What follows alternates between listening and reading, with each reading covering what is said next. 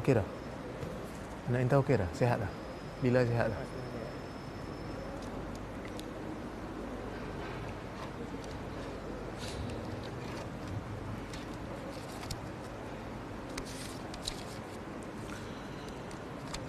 Assalamualaikum warahmatullahi wabarakatuh.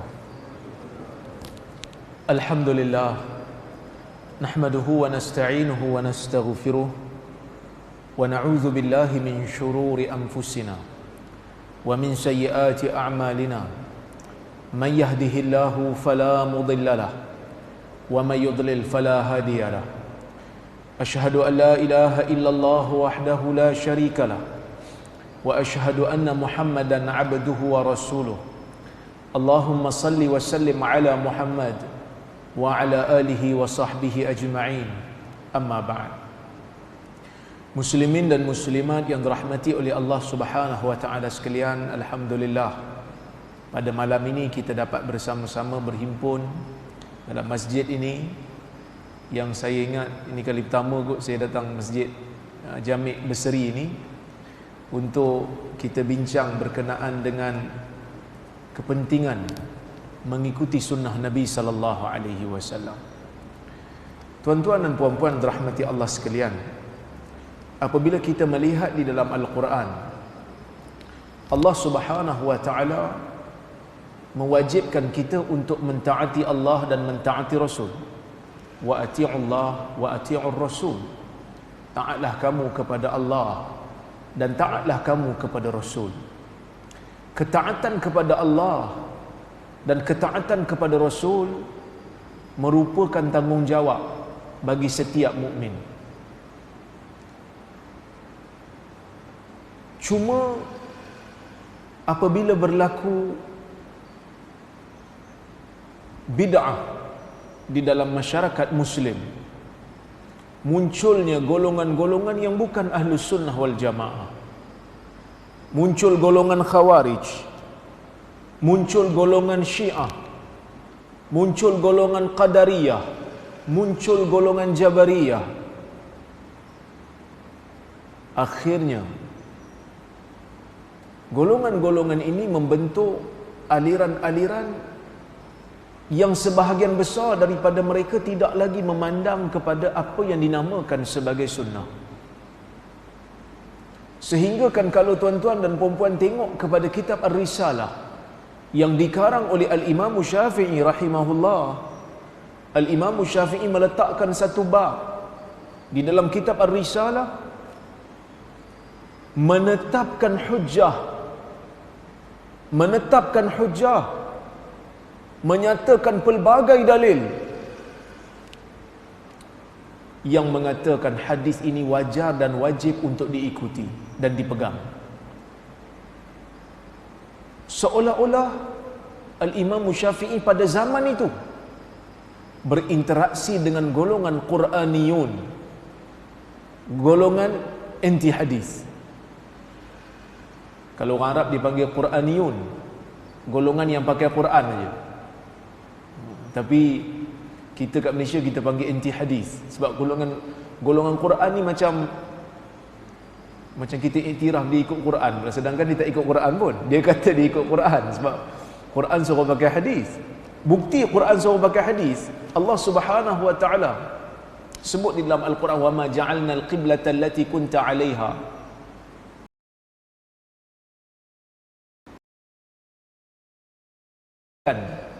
Kami tidak jadikan kiblat yang sebelum ini engkau pandang kepadanya wahai Muhammad. Peristiwa ini berlaku ketika mana pertukaran kiblat daripada Baitul Maqdis ke Baitullah.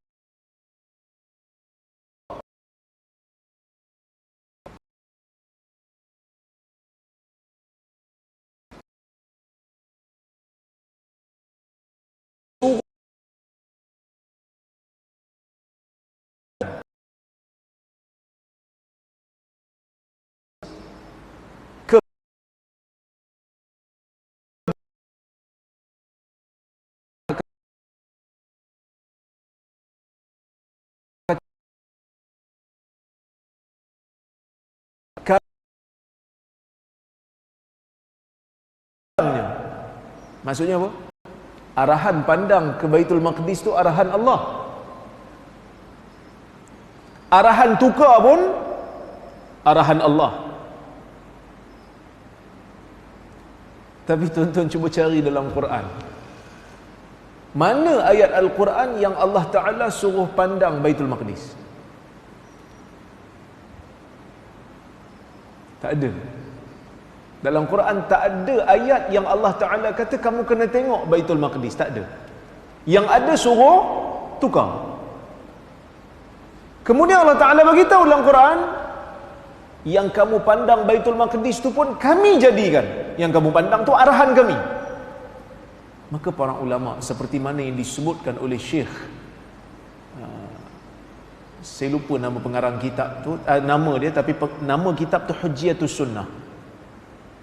Dia mengatakan, Syekh Abdul Khaliq, dia mengatakan ini bukti daripada Allah Azza wa Jal yang mengatakan arahan Nabi juga arahan Allah.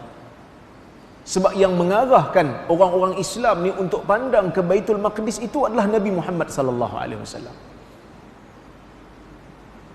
Yang mengarahkan orang Islam bila salat pada peringkat awal untuk pandang ke Baitul Maqdis, Nabi. Sebab tak ada dalam Quran.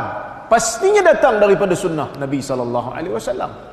Bila mana Nabi sallallahu alaihi wasallam berhijrah ke Madinah, perasaan untuk tukar arah kiblat ke Kaabah tu kuat bagi Nabi. Kerana pada peringkat awal, waktu Nabi sallallahu alaihi wasallam salat memandang ke Baitul Maqdis, waktu Nabi di Mekah tak rasa berat sangat. Sebab Baitul Maqdis tu di arah utara, Madinah pun di arah utara. Jadi kalau memandang Baitul Maqdis, kalau Nabi sallallahu alaihi wasallam salat nak menghadap Baitul Maqdis, Nabi boleh juga ke arah Kaabah sambil memandang ke Baitul Maqdis. Tapi bila Nabi SAW sampai ke Madinah, Madinah tengah-tengah di antara Mekah dengan Baitul Maqdis. Nak pandang Baitul Maqdis tak boleh pandang Kaabah. Nabi kena belakangkan Kaabah. Maka perasaan itu menjadi berat bagi Nabi SAW. Jadi beban bagi Nabi SAW. Masa tu orang Yahudi pun dah bercakap, orang-orang Quraisy pun dah bercakap. Maka akhirnya Nabi SAW minta pada Allah Azza wa Jal untuk tukar kiblat. Allah Subhanahu wa Ta'ala izinkan. Maka sunnah Nabi SAW ini merupakan hujjah dalam agama. Maka sebab itu kita digelar sebagai Ahlus Sunnati wal Jamaah. Ahlus Sunnah wal Jamaah, golongan yang berada di atas sunnah dan golongan yang berada di atas metodologi jamaah. Siapa itu jamaah? Jamaatus sahabah.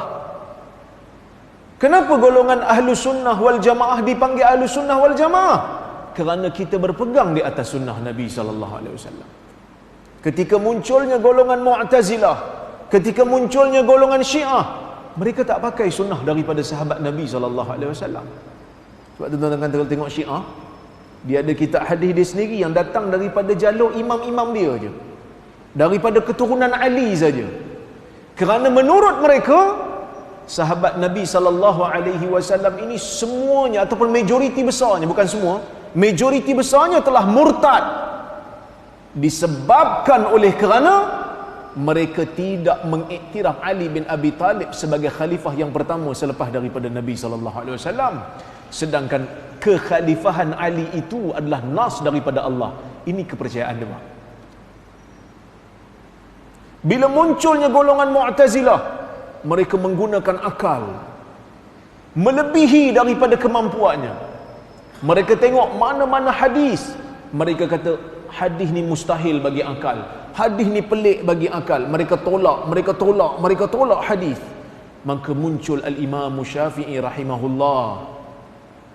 Muncul Al-Imam Syafi'i rahimahullah mengarang kitab Ar-Risalah, meletakkan begitu banyak dalil daripada Al-Quran, daripada akal, mengatakan manusia wajib terima hadis Nabi SAW. Kerana kecenderungan sebahagian daripada golongan Mu'tazilah, Mu'tazilah ni satu aliran pemikiran, aliran akidah yang terkeluar daripada ahli sunnah. Mereka banyak pakai akal. Azab kubur pun dipertolak. Kecenderungan Mu'tazilah pada masa tu seolah-olah nak kata hadis ni tak boleh pakai. Sebab apa tak boleh pakai? Sebab hadis ni mereka kata dia punya jalur tu tak banyak, hadis ahad. Maka muncul satu istilah hadis ahad. Imam Syafi'i disebut khabarul khassah, khabar ataupun riwayat daripada Nabi SAW yang datang melalui jalur-jalur perawi yang tidak ramai. Sebab hadis ni dia ada dua kategori. Satu kategori ramai yang bawa, yang ni kita panggil mutawatir. Satu lagi kategori dipanggil khabar ahad. Khabar ahad ni yang bawa tu tak ramai. Ulama hadis menerima kedua-duanya. Mutawatir confirm terimalah sebab ia ramai, sehingga akal kata mustahil pada adat mereka boleh berpakat berbohong. Kan? Macam kita lah hari ni yang tak mengaji ilmu hadis mendalam pun kita dok pakai juga khabar konsep berita mutawatir ni. Contohnya, tuan-tuan kalau orang tanya siapa Presiden Amerika Syarikat, tuan-tuan jawab siapa? Ha? Tak kenal? Joe Biden Betul Joe Biden? Betul kan? Bila orang tanya, tuan-tuan yakin ke? Dah pergi check ke dekat White House? Oh, taklah ustaz, jauh tu. Kan? Saya tak pernah pergi. Jauh. Sebab US ni memang satu negara yang besar lah. Time zone dia pun ada berapa? Ada 5 tak silap time zone dia. Dia punya waktu beza-beza, besar negara dia. Kalau sampai dekat satu negeri belum tentu boleh pergi ke satu negeri yang lain. Dia macam benua lah US ni. Kita apatah lagi jauh benua lain. Tapi kalau orang tanya awak yakin ke? Yakin lah. Pasal apa? Ramai yang cakap. Takkan mereka pakat nak bohong kot. Betul lah tu. Walaupun kita tak pernah nampak dengan mata kita sendiri, tapi kita yakin percaya sebab beritanya dibawa oleh ramai orang yang kita kata mustahil. Mereka ni pada adat mustahil mereka berpakat untuk berbohong. Tak ada kepentingan pun untuk bohong. Dia ada satu lagi kategori yang dibawa oleh orang yang sedikit. Berita yang sampai kat kita 1-2 orang bawa. Adakah kita automatik tolak? Tuan-tuan, dalam hidup kita banyak benda yang kita bergantung kepada khabar-khabar ataupun berita-berita yang tak dibawa oleh ramai orang pun.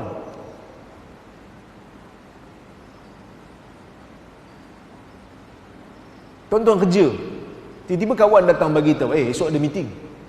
Dia seorang bagi tahu. Tuan-tuan terima tak khabar tu? Datang tak esok?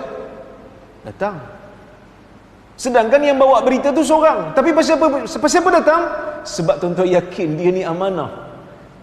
Tapi kalau yang datang bawa berita tu kaki bohong, tuan-tuan akan cek dululah. Begitulah ulama hadis. Maka Al-Imam Syafi'i meletakkan kaedah yang banyak. Kan bahkan di dalam Al-Quran Allah Subhanahu wa taala suruh kita pakai penyaksian 2 orang saksi selain daripada bab hudud lah.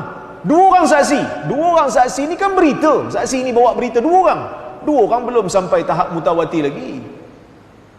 Maka kaedah penghujahan Imam Syafi'i itu sangat cemerlang, sehingga Al-Imam Syafi'i digelar sebagai Nasirus Sunnah, pembela as-sunnah. Tapi cabaran terhadap hadis ni berterusan, sehingga pada hari ini berterusan. Seperti mana yang telah diisyaratkan oleh Nabi SAW.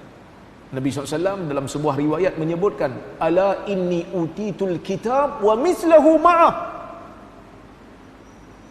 ala yushiku rajulun muttaki'un ala arikatihi yaqul alaikum bihadzal Qur'an fama wajadtum fihi min halal fastahillu wa ma wajadtum fihi min haram faharrimu. Nabi kata, sesungguhnya aku diberikan dengan Al-Quran.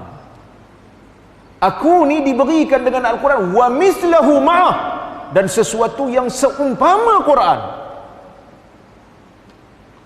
Ketahuilah, akan muncul, Nabi kata, akan muncul, hampir-hampir zaman tu akan muncul seorang lelaki muttaki'un ala arikatih, duduk bersandar dekat tempat duduk dia, sangat selesa,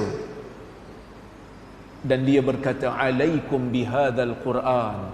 Kamu hanya perlu ambil Quran, tak perlu pakai hadis. Kamu tak perlu pakai hadis, dia kata. Laki ni kata. Nabi kata akan muncul zaman ni. Fama wajadtum fihi min halal fastahillu. Yang kamu dapati dalam Quran itu ada benda halal, kamu halalkan dia. Yang mana kamu dapati dalam Quran itu ada benda haram, kamu haramkan dia. Nabi SAW kata, ketahuilah, hadis sama seperti Quran. Wa inna ma harrama Nabi SAW kama harramallah. Apa yang Nabi haramkan sama seperti mana yang Allah Ta'ala haramkan. Maka kita sebagai orang mukmin yang namakan diri kita sebagai Ahlus Sunnah wal Jamaah, kita kena percaya, pertama, hadis itu merupakan hujjah dalam agama. Kita baca Quran, kita akan dapati ayat. Dan tidak mungkin untuk kita faham Quran melainkan kita kena kembali kepada hadis. Oleh kerana itu Allah Subhanahu wa taala menyebutkan, wa anzalna ilaika dzikr litubayyana lin-nas ma nuzila ilaihim. Kami turunkan kepada kamu Al-Quran supaya kamu, wahai Muhammad, dapat menjelaskan kepada manusia apa yang diturunkan kepada mereka. Allah Ta'ala turunkan kepada kita Quran. Kadang-kadang sebahagian sahabat pun ada tersilap faham makna Al-Quran. Sehingga bila Allah Subhanahu wa taala menyebutkan dalam Al-Quran, kulu washrabu hatta yatabayyana lakumul khaytul abyad minal khaytil aswad minal fajr. Makanlah dan minumlah sehingga jelas terhadap kamu benang putih daripada benang hitam daripada fajar. Ada seorang sahabat Nabi sallallahu alaihi wasallam bila dengar ayat ni, dia ambil benang hitam dan benang putih. Dia duk makan. Esok nak puasa, sahur makan. Duk tengok benang putih dengan benang hitam. Selagi mana tak nampak beza, dia makan. Lepas tu dia bagi tahu kat Nabi sallallahu alaihi wasallam. Sehingga Nabi kata, inna wisadataka al-arid. Kalau begitulah cara kepahaman kamu, bantal kamu akan jadi besar. Sebab yang dimaksudkan oleh Allah Azza wa Jalla di dalam ayat itu ialah bayadun nahar wa sawadul lail, ataupun bayadul fajar, cahaya fajar yang terbit daripada kegelapan malam. Maka cahaya fajar tu dia muncul macam benang putih, sedangkan malam itu seperti benang yang hitam ataupun tali yang hitam. Maka kita memerlukan penjelasan as-sunnah. Tuan-tuan dan puan-puan rahmati Allah sekalian, oleh kerana itulah para ulama daripada zaman dulu sampai zaman sekarang gesa kita untuk berpegang dengan sunnah. Itu yang negeri Perlis ni, dia darus sunnah, berpegang dengan sunnah, negeri sunnah, sayang sunnah. Sebab berpegang dengan sunnah inilah yang membuat kita selamat. Al-Imamul Auza'i rahimahullah, seorang tokoh besar daripada Syam, ulama hadis dan ulama fiqh daripada Syam, dia mengatakan, isbir nafsaka ala sunnah, sabarkan diri kamu berada di atas sunnah. Zaman tu dia dah pesan dah, nak pegang dengan sunnah ni kena sabar. Nak pegang dengan sunnah ni kena sabar banyak. Zaman ni lagi lah, kadang-kadang kita nak promosi benda sunnah, kena troll kan. Bila bincang benda sunnah, kita mesti bincang benda bid'ah. Bila bincang iman, mesti bincang kufur. Bila bincang tauhid, mesti bincang syirik. Kan Islam macam tu kan. Ada ma'ruf, ada munkar. Al-amru bil ma'ruf wan nahyu 'anil munkar. Ada positif dan ada negatif. Huzaifah pun kata, kana nas yas'aluna Rasulullah SAW 'anil khair wa kuntu as'aluhu 'anil syarr makhafata ay yudrikani. Huzaifah kata, manusia banyak tanya pasal kebaikan, aku tanya Nabi pasal keburukan, kerana aku bimbang keburukan tu akan datang menimpa aku dalam keadaan aku tak tahu dia tu kejahatan, aku tak tahu benda tu buruk. Jadi orang Islam Dia bukan hanya perlu tahu, bukan hanya perlu ambil tahu tentang iman, dia kena tahu apa yang boleh membantu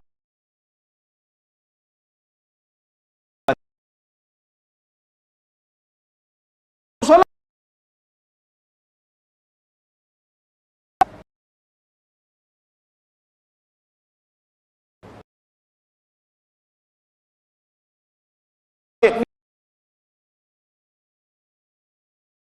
Yang membatalkan solat, sebab kita tak nak solat kita batal dalam keadaan kita tak sedar.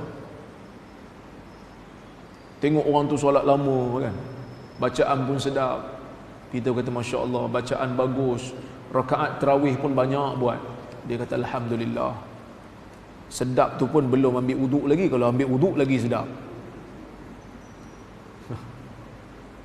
Dia tak tahu sebenarnya solat dia tak sah. Maka sebab itu Islam diseimbangkan. Ada dalam Quran pun ada cerita kebaikan. Ada cerita Nabi Allah Musa, ada cerita Nabi Allah Isa. Dalam Quran juga ada cerita padri-padri yang jahat, pendeta-pendeta yang jahat. Ada cerita Firaun, supaya kita tahu yang ni baik untuk diikuti, yang ni jahat, yang membahayakan dan membinasakan akhirat. Jadi bila kita cerita bab sunnah ni akan masuk sikit bab bidah. Kita pun kena troll. Kan? Kena kutuk, kena sindir. Dia kata, Ustaz, mikrofon ni bidah, Ustaz. Memanglah mikrofon ni bidah, bidah hasanah, bidah dalam urusan dunia. Kerana tak ada siapa kata pakai ceramah, pakai mikrofon berpahala lebih daripada tak pakai mikrofon. Ada tak? Mana ada orang cakap macam tu? Kalau ada orang cakap macam tu, bidah lah. Yang sebut berkenaan dengan bid'ah ni Nabi SAW. Tapi ada sebahagian daripada kita bila dengar perkataan bid'ah jadi panah telinga, sedangkan benda tu ada dalam hadis. Tuan-tuan, saya ialah sepanjang hidup ni banyak negeri jugalah saya duduk tinggal. Ini negeri yang keberapa saya duduk kan? Negeri yang ketiga ke keempat saya duduk. Alhamdulillah, Allah Ta'ala bagi rezeki dapat berhijrah, tengok tempat orang, belajar budaya orang. Tapi Perlis ni Alhamdulillah dekatlah dengan jiwa saya, walaupun saya bukan orang Perlis, saya orang Perak. Cuma saya melihat sebahagian kecenderungan sebahagian daripada otoriti agama ataupun orang-orang yang mempunyai jawatan dalam agama ni, kadang-kadang ada kecenderungan nak menjelaskan kepada masyarakat berkenaan dengan bid'ah hasanah lebih daripada kecenderungan dia nak memperkenalkan orang kepada sunnah.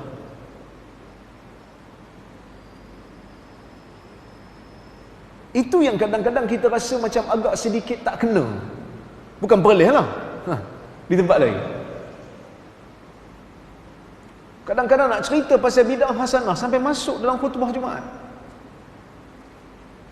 Sambutan maulid Nabi, dia kata, adalah sunnah bid'ah hasanah, maka kita kena mengiktirafnya. Bukan sekali masuk dalam khutbah Jumaat, banyak kali nak bagi orang faham.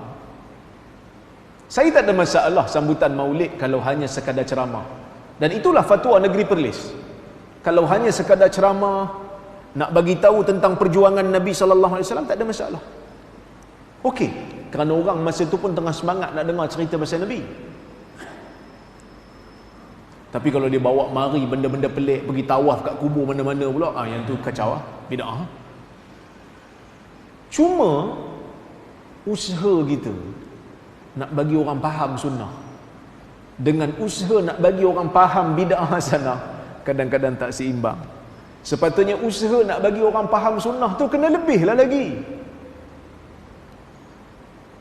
Sebab sunnah ni benda yang Nabi SAW ajar. Mana sama dengan benda yang Tok Guru ajar? Tak sama. Kerana ajaran Nabi SAW tu datang direct daripada Allah Azza wa Jalla.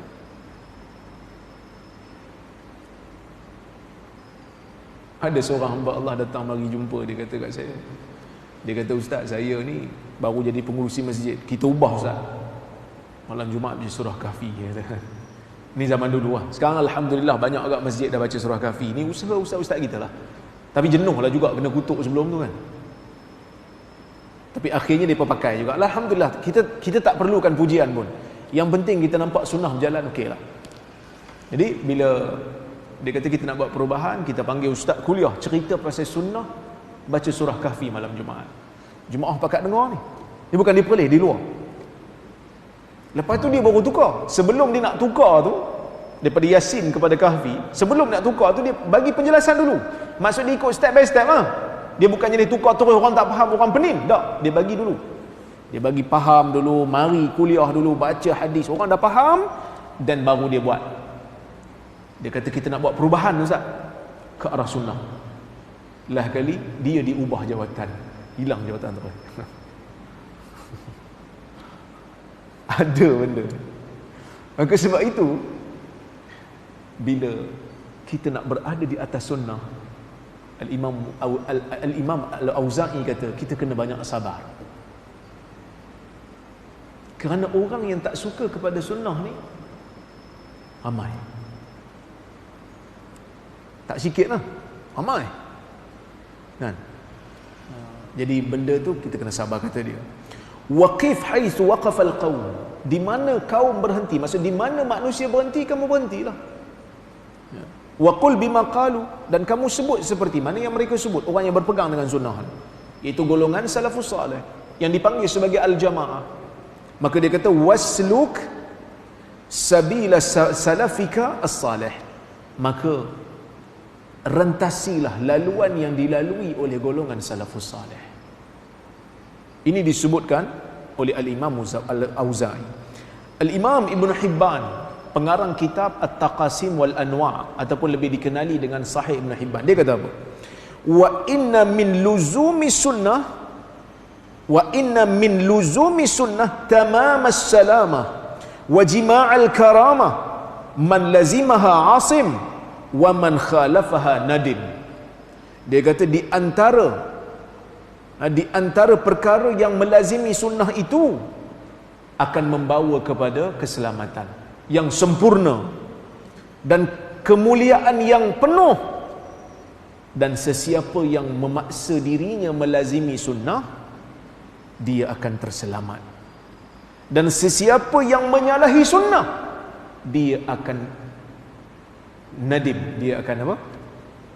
Dia akan kecewa, dia akan menyesal. Jadi tuan-tuan, kehidupan kita ni tak panjang. Hidup kita ni tak panjang, hidup kita sekejap. Ibadat kita pun terhad. Carilah sunnah. Lakukanlah benda sunnah. Sebab sunnah ni datang kat kita, kadang-kadang datang dalam keadaan kita tak perlu berusaha teruk pun. Setakat duduk kat masjid, dalam ikon lagi, dengar benda sunnah. Zaman dulu tuan-tuan, para ulama mengembara daripada satu kota ke satu kota semata-mata nak mendengar satu hadis Nabi. Seperti mana kata Sa'id bin Musayyib, inni la asiru masirata yaumin wa laylah li ajlil hadithil wahid. Aku ni sanggup berjalan perjalanan jauhnya sehari semalam hanya semata-mata kerana nak dengar satu hadis daripada Nabi sallallahu alaihi wasallam. Tu belum kira lagi kisah yang diceritakan oleh Ibn Abi Hatim, penuntut ilmu hadis. Dia kata pada zaman dia nak dengar kuliah hadis, tak makan berhari-hari, minum air sebab duit tak ada. Abu Hatim Ar-Razi kan? Ada yang mengembara, air tak ada, sampai bila kencing darah. Tapi kita hari ni Allah Subhanahu wa ta'ala berikan kemudahan, dapat dengar benda-benda sunnah. Kadang-kadang sambil duduk minum kopi kat rumah ada live kan. Kita kuliah kat Perlis, dekat Johor boleh dengar. Kita kuliah kat Perlis, kat Sabah boleh dengar. Begitu mudahnya ilmu itu disampaikan pada masa ni, tinggal kita nak buat kan. Dan kenapa pentingnya sunnah ni? Sebab Allah Azza wa Jal tak ada hantar orang lain untuk ajar kita cara untuk beragama melainkan hanya Nabi Muhammad sallallahu alaihi wasallam. Sebab itu dalam hadis Qudsi, dulu saya baca bulan sudah di Masjid Matayang. Saya dah baca hadis tu. Allah Taala sebut apa dalam hadis riwayat Muslim tu? Allah Taala kata, "Ya ibadi kullukum dhal illa man hadaitu." Wahai hamba-hambaku, kamu ni semua sekali sesat, tak tahu apa itu hidayah, kecuali orang yang aku berikan kepadanya hidayah. Allah Ta'ala menghantar Nabi-Nya untuk mengajar kita tata cara ibadat. Kita tak tahu macam mana nak ibadat, tak tahu macam mana nak salat, tak tahu macam mana nak puasa, tak tahu macam mana nak buat haji, sehinggalah datang daripada Nabi SAW ni sunnah, maka kita amalkan, ya. Maka sebab itu Allah Subhanahu wa taala sebut dalam hadis qudsi, Allah Taala sebut dalam hadis Bukhari, Allah Taala kata, "Wa ma taqarraba 'abdi wa ma taqarraba ilayya 'abdi bi syai'in ahabba ilayya mimma aftaratuhu alaihi."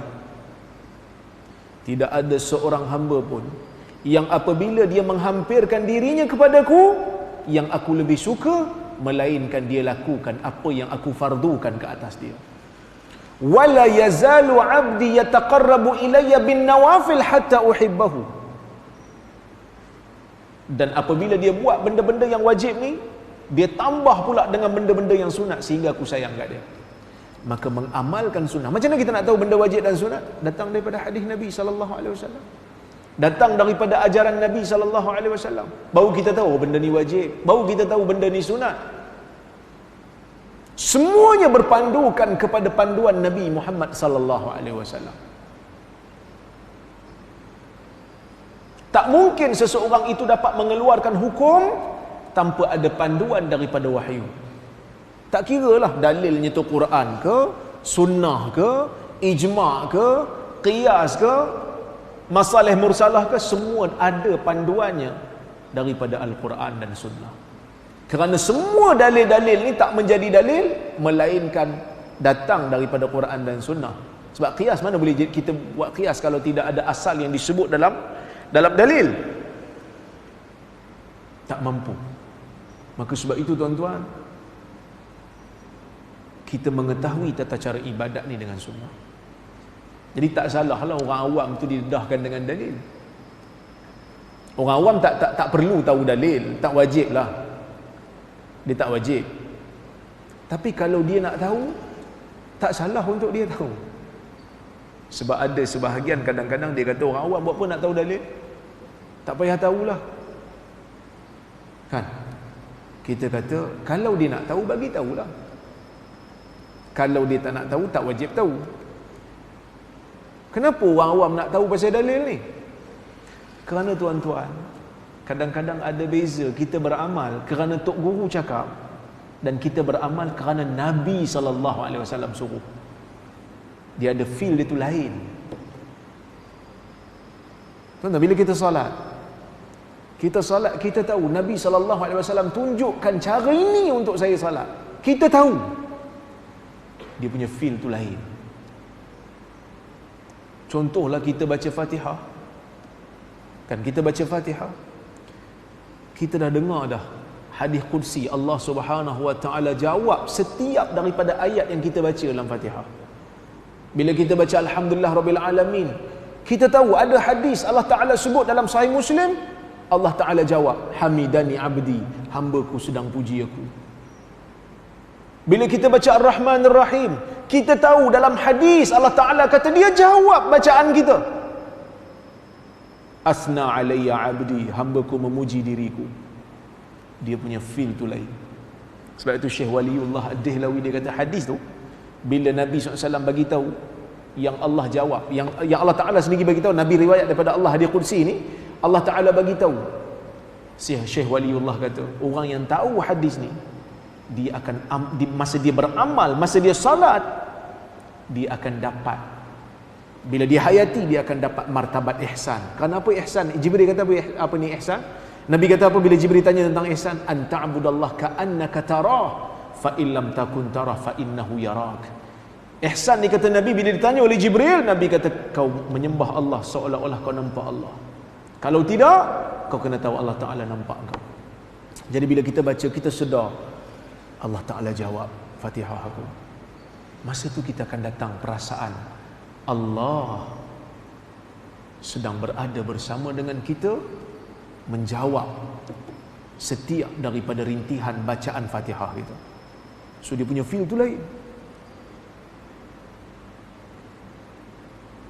Sebab kadang-kadang ibadat yang kita buat kadang-kadang khalin atau khali 'anir ruh. Dia macam kering, dia tidak ada ruh. Sedangkan ibadah itu disyariatkan oleh Allah untuk menimbulkan perasaan ihsan. Maka bila kita baca hadis Nabi SAW, baru kita tahu, oh, Nabi ajar benda ni. Oh, Nabi terangkan benda ni. Barulah kita buat tu dalam keadaan kita khusyuk.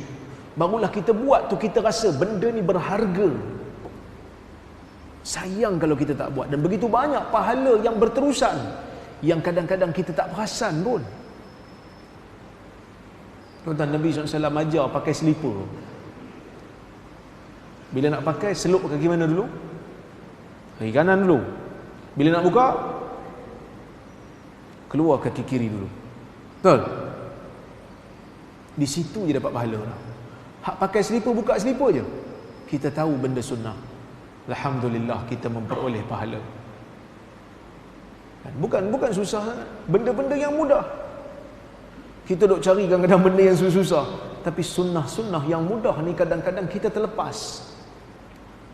Kerana kita jauh daripada hadis Nabi SAW. So sebab tu kita kena perbanyakkan kuliah-kuliah hadis. Kuliah Quran pun kenalah juga, tafsir. Tapi kuliah-kuliah hadis, menceritakan tentang amalan-amalan sunnah. Dan saya ada satu buku saya tulis, 40 amalan mudah menurut sunnah. Tapi buku tu dah habis dah cetakan dia tu, dah tak ada di pasaran. Tapi masa saya tulis tu, saya susun bersama dengan sahabat saya Ustaz Mustafa Suki, dengan seorang lagi sahabat saya Ustaz Usaid. Kami susun elok-elok. Ramai yang bila baca dia kata, Masya Allah, dia kata benda-benda yang disebut dalam ni kadang-kadang saya tak tahu pun. Benda yang kadang-kadang saya tak tahu pun, ia memang berasal daripada hadis Nabi SAW. Daripada situ kita mendapat pahala yang banyak. Bukan untuk diri kita je, bukan untuk diri kita. Kadang-kadang pahala tu orang lain buat kita dapat. Sebab kadang-kadang orang duk pening jugalah, orang duk kata kat kita, siapa Ustaz duk kacau sangat masyarakat punya amalan ni? Biar je lah masyarakat nak buat apa pun. Yang Ustaz nak pergi ubah pada sunnah ni pasal apa? Benda yang mereka buat ni salah. Kita kata bukan salah tak salah tu saya tak pastilah. Tapi kita nak promote sunnah ni, yang mana kalau kita buat, orang lain buat sebab kita buat, kita akan dapat pahala sampai bila-bila selagi mana benda tu berterusan. Kerana Nabi SAW menyebutkan dalam hadis, man sanna fil islami sunnatan hasanah falahu ajruha wa ajru man amila biha ila yaumil qiyamah min ghairi ay yanqusa min ujurihim syai'. Sesiapa yang menunjukkan satu jalan yang baik, satu sunnah yang baik, sunnah tu dah mati, dia hidupkan. Sunnah tu dah mati dah, dia hidupkan, dia akan dapat pahala. Kerana dia menghidupkannya, dia buat, dan dia juga akan dapat pahala kerana orang lain tiru dia. Sebab itu Nabi SAW sebut dalam hadis,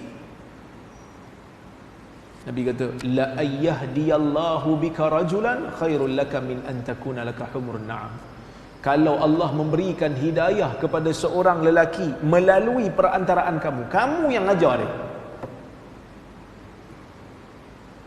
lebih baik, itu lebih baik untuk kamu daripada kamu dapat unta merah. 2-3 hari ni saya punya Facebook dihujani dengan mesej minta maaf. Dia minta maaf kat saya. Dia kata, Ustaz saya minta maaf. Ustaz saya macam-macam kata kat Ustaz, saya minta maaf. Tuan-tuan, bila orang datang minta maaf kat kita, saya bagi tips lah. Jangan tanya, minta maaf pasal apa? Jangan tanya. Boleh tanya, tapi tak perlu lah tanya. Sebab kalau dia cakap, dia sakit hati. Sekarang kalau dia tafsirkan, dia perincikan, saya duk kata macam ni kat ustaz, saya duk kata macam ni, saya duk buat benda ni, kita sakit hati. Sedangkan sebelum ni kita tak tahu pun. Kan? Dia datang dia minta maaf kat saya, dia kata saya macam ni, saya duk kata kat ustaz, saya tak tanya kata apa, saya tak tanya. Saya kata saya maafkan, doakan saya terus kekal berada di atas cinta sunnah. Walaupun kadang-kadang amalan kita ni taklah sebaik mana, tapi cinta pada sunnah akan menjadikan kita tetap mengajar dan beramal selagi mana kita mampu. Dan kita juga mengharapkan dia juga akhirnya akan faham kita bukan nak kacau masyarakat, tapi kita nak memberikan perkara yang lebih bernilai dan berharga daripada amalan yang mereka lakukan tanpa ada asalnya daripada syarak. Iaitulah yang datang daripada Nabi SAW. Dan hari ni orang duk bincang pasal nak bersatu. Tuan-tuan, nak bersatu ni susah. Bersatu pun dah jadi berdua. Faham? Nak bersatu ni susah, tak mudah. Tapi kalau betul-betul kita nak bersatu, kita kena bersatu di atas sunnah. Sebab kalau kita tak bersatu di atas sunnah, kita nak bersatu atas apa? Kita akan berpecah. Kita bagi azan dulu.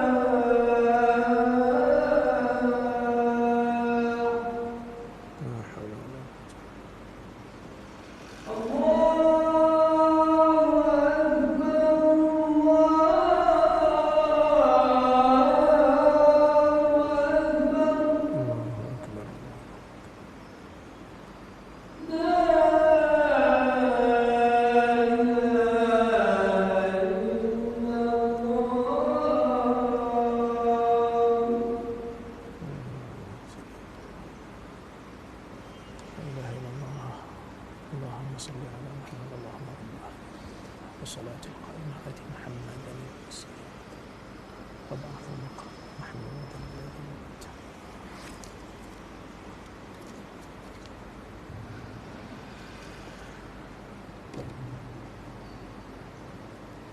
Kita nak bersatu, kalau betul-betul nak bersatu, bersatu di atas sunnah. Kalau tak, kita akan berpecah kerana pandangan manusia ni banyak. Ini yang disebutkan oleh Nabi SAW dalam hadis Al-Irbad Ibn Sariyah, yang mana Irbad kata salla bina Rasulullah sallallahu alaihi wasallam zata yaumin summa aqbala alaina fawa'adana maw'idatan dharafat minha al-uyun wa wajilat minha al-qulub. Irbad bin Sariyah kata satu hari Nabi SAW salat mengimamkan kami. Kemudian Nabi pusing. Nabi pandang kami, Nabi bagi nasihat kepada kami, bagi tazkirah yang menyedihkan, menakutkan. Air mata bergelinang keluar, berlinanganlah air mata ni. Jiwa pun rasa takut. Sehingga sahabat kata, ya Rasulullah, ka'annaha mau'idatu muwaddi'. Ya Rasulullah, ini macam nasihat orang yang nak meninggalkan kami. Fa'ausina, berikan kami nasihat, berikan kami wasiat. Nabi kata apa? Usikum bitaqwallah was-sam'i wat-ta'ah. Aku berpesan kepada kamu supaya kamu bertakwa kepada Allah dan kamu dengar dan taat kepada pimpinan. Wa in kana 'abdan habsyiyya, walaupun dia tu hamba Habsyi. Fa innahu may ya'ish minkum fasayara ikhtilafan katsira fa 'alaikum bi sunnati wa sunnatil khulafa'ir rasyidin al mahdiyyin min ba'di 'addu 'alaiha bin nawajidh. Nabi kata sesungguhnya siapa yang hidup lama lepas aku tak ada nanti, lepas Nabi wafat, Nabi kata akan muncul perselisihan yang banyak. Ini Nabi sebut. Akan muncul perselisihan. Orang awam pun jadi pening lah kan. Ustaz ni cakap macam ni, ustaz ni cakap macam ni, ustaz ni cakap macam tu. Bila berlaku perselisihan, Nabi kata apa? Fa'alaikum bisunnati. Kamu kena pegang sunnah aku. Wa sunnatil khulafa'ir rasyidin al-mahdiyyin min ba'di 'addu 'alaiha bin nawajidh. Dan sunnah khulafa' ar-rasyidin yang diberikan hidayah selepas daripada aku, gigit dengan geraham, bukan gigit dengan gigi kacik ni. Gigi kapak ke gigi kacik orang ini? Kalau gigit dengan ni boleh terlepas, gigit dengan geraham, dia kuat. Jangan lepas. Nabi SAW suruh berpegang dengan sunnah. Dan di akhir zaman Nabi kata apa? Bada'al Islamu ghariba, akan asing. Sebab apa? Sebab ramai tak mau balik pada sunnah. Tak mau tengok Nabi kata apa. Dia nak pergi tengok orang lain kata apa. Kita di akhir zaman, kita pegang dengan apa yang Nabi sallallahu alaihi wasallam kata. Bila saya cakap macam ni, ada orang dia salah faham pula. Dia kata depa ni bukan pakai ulama. Depa faham cara depa. Tak. Saya sebut nama-nama ulama tadi. Saya sebut Al-Imam Al-Auza'i, saya sebut Ibn Hibban, saya sebut Al-Imam Syafi'i. Yang tu bukan ulama lah. Tapi Imam Syafi'i sendiri waktu ditanya oleh anak murid dia tanya tentang satu masalah. Imam Syafi'i kata faqad qada Rasulullah sallallahu alaihi wasallam bi kadza wa kadza. Imam Syafi'i kata dalam masalah ni Nabi SAW dah beri keputusan lah. Ni jawapan Nabi SAW. Anak murid dia tanya, laki itulah dia tanya, ara'aita anta? Dia kata, apa pandangan kamu pula? Nabi dah kata macam tu, pandangan kamu apa? Wahai Imam Syafi'i. Imam Syafi'i kata, Imam Syafi'i marah dekat yang tanya ni. Dia kata, kamu ingat aku ni dalam gereja ke? Hal tarani fi kanisa? Kamu nampak aku dalam gereja ke? Kamu nampak aku ni dalam biara ke? Hal tara fi wasati zunnara? Kamu tengok aku pakai tali pinggang. Dia, kalau tuan-tuan tengok zaman dulu punya cerita, orang yang duduk dalam gereja ni, dia ada pakai tali pinggang sambil pakai jubah, pakai tali pinggang Kristian tu. Kamu nampak aku pakai tali pinggang tu ke? Sampai nak kata bila Nabi kata macam ni, aku nak kata yang lain. Dan perbuatan kamu tanya tu, Imam Syafi'i maksudkan, yang kamu tanya ni bahaya. Sebab bila Nabi dah cakap macam tu, tiba-tiba kamu nak cari petunjuk lain selain daripada petunjuk Nabi SAW. Ni bahaya. Maka sebab itu dalam riwayat yang lain, Ibnu Umar dalam Bukhari, Ibnu Umar pernah didatangi oleh seorang lelaki, tanya dia berkenaan dengan tata cara tawaf. Maka Ibnu Umar kata, Nabi SAW menyentuh Hajar Aswad ketika tawaf dan cium Hajar Aswad. Laki yang tanya ni, bila Ibnu Umar kata macam tu, dia tanya, dia kata, qultu ara'aita in zuhimtu ara'aita in ghulibtu.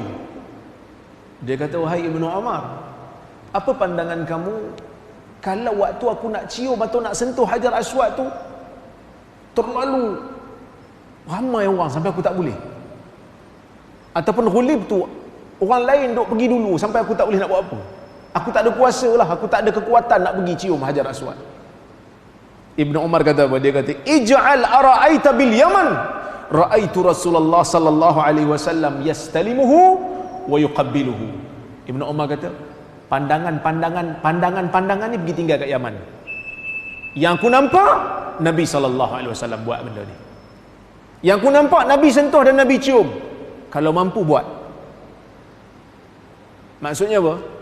Janganlah tanya macam-macam. Kita kadang-kadang bila kita nak promote benda sunnah ni, dia tanya macam-macam. Dia kata, kalau orang marah saya macam mana ustaz? Kalau orang pulaukan saya macam mana ustaz? Dia banyak dia punya alasan. Ibnu Umar kata, ij'al ara'aita bil Yaman. Orang ni yang tanya ni orang Yaman. Bila Ibnu Umar kata Nabi buat macam ni, dia tanya lagi, kalau ni hang pergi tinggal kat Yaman, hang mari mengaji dengan aku, Nabi cakap macam ni, kalau boleh buat, jangan duk banyak dakwa-dakwi lagi lah. Itu Ibnu Umar. Dia ada satu lagi sahabat dalam Sahih Bukhari, kalau tak silap saya, Imran bin Husain. Dia ditanya oleh seorang, dia bila baca hadis, dia kata Nabi SAW bersabda, al-haya kulluhu khair atau khairu kulluh. Malu ni baik, semuanya baik. Malu ni menjaga maruah, bagus. Ada seorang lelaki, dia kata, sekadar yang saya baca dalam kitab-kitab yang lama, dia kata, dalam kitab-kitab hikmah, dalam kitab-kitab hukama, bijak pandai dulu-dulu, mereka kata malu ni ada yang baik dan ada yang lemah, dia kata. Sahabat ni terus marah dekat orang yang kata, aku baca hadis daripada Nabi, kau pergi baca kitab lain. Aku baca pada engkau hadis Nabi, engkau dah ambil kitab lain dok banding dengan hadis Nabi. Ini perangai yang bahaya. Maka sebab tu tuan-tuan dan puan-puan, isu ikut sayang kepada sunnah Nabi SAW ni kena ada dalam diri kita, kena ada dalam jiwa kita. Cuma berkemungkinan kita akan dapati dalam setengah keadaan ulama-ulama yang ikhlas ini secara zahirnya menyanggahi hadis Nabi SAW. Kadang-kadang kita akan nampak.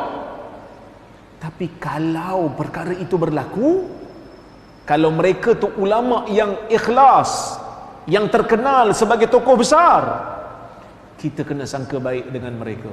Seperti mana yang disebutkan oleh Ibn Taymiyah rahimahullah. Dia mengarang satu kitab yang bagus. Tajuk kitab dia Raf'ul Malam Anil A'immatil A'lam, atau an A'immatil A'lam, mengangkat celaan daripada ulama-ulama tokoh-tokoh besar. Dia kata di antara sebab ulama-ulama ni menyanggahi hadis Nabi, ada faktor. Yang pertama, berkemungkinan hadis tu tak sampai kat dia. Berkemungkinan hadis itu tak sampai, dia tak tahu hadis tu. Seperti mana Umar tak tahu hadis berkenaan dengan taun di zaman Nabi SAW. Nabi sebut, sehinggalah Abdurrahman bin Auf yang bagi tahu dekat Umar. Bayangkanlah, tokoh sebesar Umar pun ada hadis yang tak sampai kat dia, sehingga diberitahu oleh sahabat lain. Itu pertama. Yang kedua, berkemungkinan sahabat ni dia pakai hadis lain, sedangkan hadis itu telah dimansuhkan. Nabi dah batalkan hadis tu, dia tak tahu Nabi dah batalkan, dia amal yang asal. Dikatakan Ibnu Mas'ud sampai akhir hayat dia salat dalam keadaan rukuk, dia tak letak tangan di atas lutut, dia tekapkan dua tangan dia, letak tengah-tengah celah kangkang. Dipanggil tatbiq. Sebab dia tak tahu ada hadis Nabi SAW akhirnya suruh letak tangan di atas lutut. Bukan sebab dia nak lawan Nabi, tapi sebab dia tak tahu. Dan ada sebahagiannya ulama-ulama ni nampak menyanggahi hadis, bukan sebab dia orang nak sanggah pun, tapi sebab hadis tu sampai kat dia orang melalui jalan yang dhaif, sehingga dia orang tak dipakai. Sebab kadang-kadang perawi yang bawa tu tak bagus, so dia terpaksa dhaif kan. Dan perawi-perawi hadis ni dia kadang sebahagian kecilnya ulama beza kan, macam Muhammad bin Humaid Ar-Razi, macam Ahmad bin Saleh Al-Misri. Muhammad bin Humaid, majoriti ulama kritik dia, sehingga kan Abu Zur'ah Ar-Razi yang satu negeri dengan dia, satu daerah dengan dia, memang kritik kau-kau, bukan kritik kecil-kecil, sehingga dia digelar sebagai pendusta oleh sebahagian ulama hadis. Ada yang kata dia matruk, ditinggalkan hadisnya. Tapi ada ulama yang sebahagian ulama-ulama hadis yang bersangka baik dengan dia, tengok dia okey, zahirnya okey, dia kata dia okey, maka berlaku perbezaan pandang. Contoh macam Ibrahim bin Abi Yahya, kebanyakan ulama hadis kritik Ibrahim bin Abi Yahya dengan kritikan yang keras, tapi Imam Syafi'i kata dia dipercayai. Maka sebab itu berlaku perbezaan pendapat. Dan kadang-kadang perbezaan pendapat itu disebabkan oleh cara faham yang berbeza. Tuan-tuan, saya bagi contoh. Dalam hadis, satu hadis dalam Sahih Muslim, Aisyah kata Nabi SAW kalau salat, Nabi duduk di rakaat yang kedua, Nabi akan duduk iftirash. Dalam satu lagi hadis,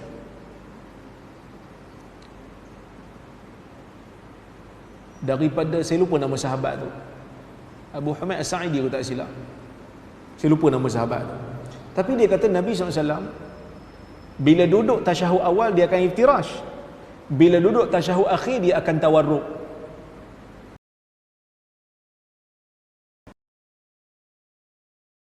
Itu bila kita duduk atas pinggul kiri kita. Tuan-tuan faham tak? Kalau solat 4 rakaat, tasyahud awal kena sunat lah, sunat iftirash. Tasyahud akhir sunat tawarruk. Aisyah kata Nabi SAW kalau duduk pada rakaat kedua dia akan iftirash. Kalau solat subuh 2 rakaat, ada tasyahud awal tak? Tak ada. Nak iftirash ke nak tawarruk?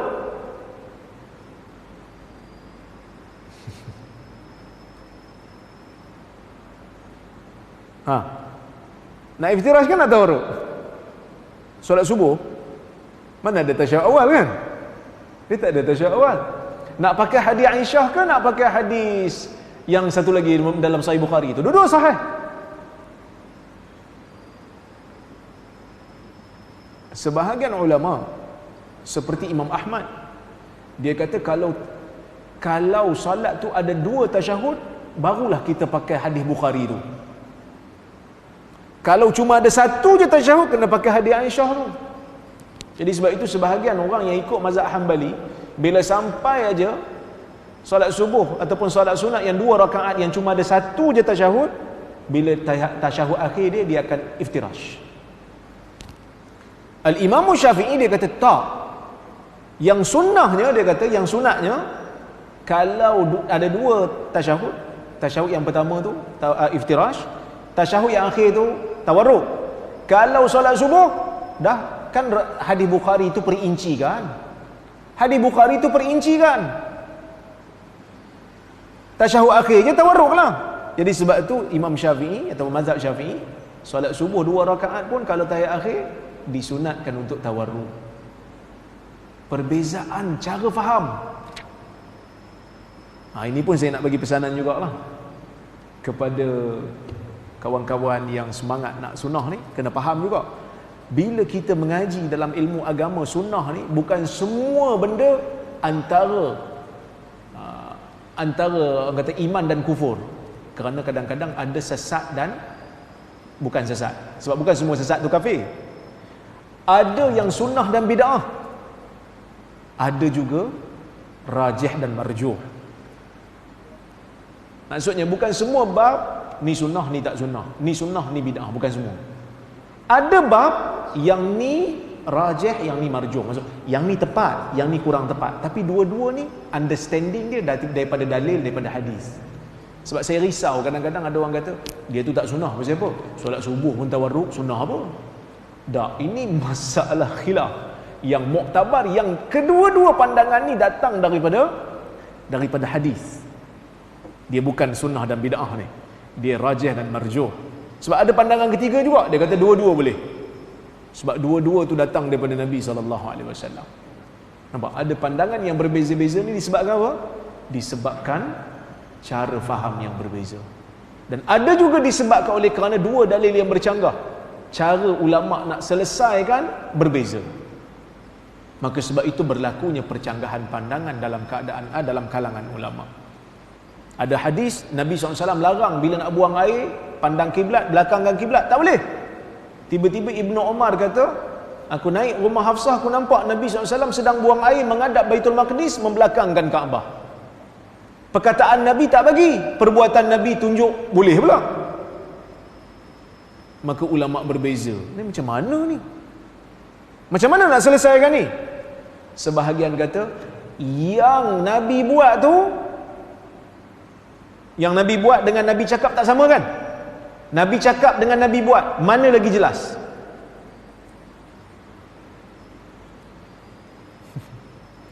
Perkataan Nabi SAW dengan perbuatan Nabi, mana lagi jelas? Perkataan. Kerana perbuatan bila buat boleh menunjukkan harus, boleh menunjukkan sunat, boleh menunjukkan haram. So kita kena cari bukti yang lain untuk kata salah satu daripada tiga. Tapi kalau Nabi cakap, kita tahulah yang ni Nabi kata sunat. Sebab Nabi galak tapi Nabi tak tekan betul-betul. Tapi ini wajib sebab Nabi tak bagi sungguh ni. So kita kena wajib ikut Nabi dalam masalah ni. Yang tu haram sebab Nabi larang, yang tu kita kena buat yang ni. Bila Nabi tak bagi, larangan, tapi Nabi buat. Sebahagian ulama' kata yang Nabi buat tu khas untuk dia. Sebahagian ulama' yang lain kata yang Nabi buat tu sebab dalam bangunan. Dalam bangunan tak apa. Yang Nabi larang ni di luar. Maka sebab itu tuan-tuan dan puan-puan rahmati Allah sekalian, berlaku perbezaan disebabkan dalil yang bercanggah dan cara ulama' menyelesaikannya juga berbeza mengikut kepahaman masing-masing. Wallahu ta'ala a'lamu bis-shawab. Saya kira cukuplah sekadar itu untuk malam ini. Ada soalan? Ataupun komentar saya ada silap di mana-mana boleh beritahu. Dah bunyi tadi kan? Nak solat dah kita ni. So saya berhenti di sini dulu. Terima kasih atas jemputan, terima kasih atas kehadiran tuan-tuan dan puan-puan rahmati Allah sekalian. Kita jumpa lain kali. Saya mohon maaf terkasar bahasa tersilap. Kata aqulu qawli hadha wa astaghfirullahal azim li wa lakum. Wassalamu alaikum warahmatullahi wabarakatuh.